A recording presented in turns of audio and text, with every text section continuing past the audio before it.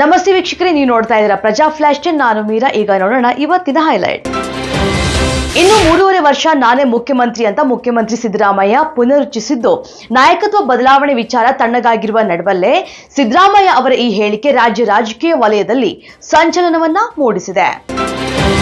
ಕೇಂದ್ರ ಸರ್ಕಾರದಿಂದ ಕರ್ನಾಟಕ ಸಂಗೀತ ಮತ್ತು ಕನ್ನಡ ಭಾಷೆಯ ಅಭಿವೃದ್ಧಿಗಾಗಿ ಮೈಸೂರು ಸಂಗೀತ ಸುಗಂಧ ಕಾರ್ಯಕ್ರಮವನ್ನು ಪ್ರತಿ ವರ್ಷ ನವೆಂಬರ್ ಮೊದಲ ವಾರಾಂತ್ಯದಲ್ಲಿ ಆಯೋಜಿಸಲಾಗುವುದು ಅಂತ ಕೇಂದ್ರ ಹಣಕಾಸು ಸಚಿವೆ ನಿರ್ಮಲಾ ಸೀತಾರಾಮನ್ ಹೇಳಿದ್ರು.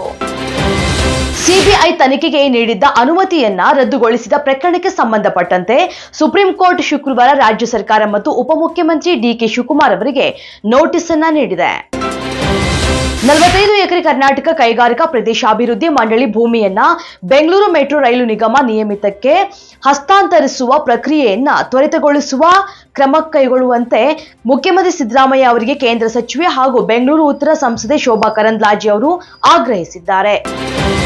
ಚುನಾವಣೆ ನಡೀತಾ ಇರುವಂತಹ ರಾಜ್ಯಗಳಲ್ಲಿನ ರಾಜಕೀಯ ನಾಯಕರು ಮಹಿಳೆಯರ ವಿರುದ್ಧ ನೀಡುತ್ತಾ ಇರುವಂತಹ ಅವಹೇಳನಕಾರಿ ಹೇಳಿಕೆಗಳ ವಿಚಾರವನ್ನ ಗಂಭೀರವಾಗಿ ಪರಿಗಣಿಸಿರುವಂತಹ ಮುಖ್ಯ ಚುನಾವಣಾ ಆಯುಕ್ತ ರಾಜೀವ್ ಕುಮಾರ್ ಕಠಿಣ ಕ್ರಮದ ಎಚ್ಚರಿಕೆಯನ್ನ ನೀಡಿದ್ದಾರೆ.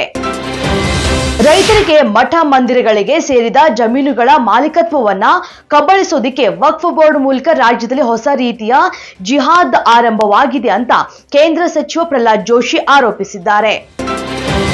ತಮಿಳುನಾಡಿನಲ್ಲಿ ಬಿಜೆಪಿ ಅಧಿಕಾರಕ್ಕೆ ಬಂದ್ರೆ ದೇವಾಲಯಗಳು ಸರ್ಕಾರದ ನಿಯಂತ್ರಣದಿಂದ ಮುಕ್ತ. ಕೆ ಅಣ್ಣಾಮಲೈ.